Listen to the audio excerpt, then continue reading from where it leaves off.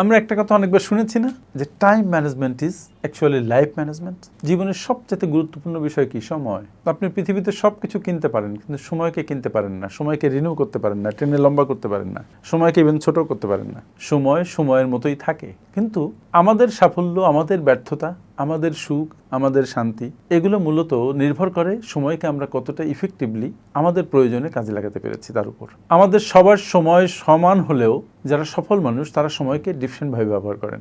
সময়কে যদি আপনি 3 ভাগে ভাগ করেন, 8 ঘন্টা 8 ঘন্টা 8 ঘন্টা, তাহলে দেখবেন 8 ঘন্টা অফিস, 8 ঘন্টা ঘুম, অন্যান্য কাজ, আর বাকি 8 ঘন্টা 8 আওয়ার্স। এই 8 ঘন্টা যে যতটা সফলভাবে ব্যবহার করছে, ইফেক্টিভলি ব্যবহার করছে, সে জীবনে তত এগিয়ে যাচ্ছে। তাই সাফল্যের মূল মন্ত্র হচ্ছে সময়কে ইফেক্টিভলি কাজে লাগানো। মনে রাখতে হবে যে সময়কে যদি আপনি সঠিকভাবে কাজে লাগাতে পারেন তাহলেই আপনি সফলকাম হবেন। Thank you.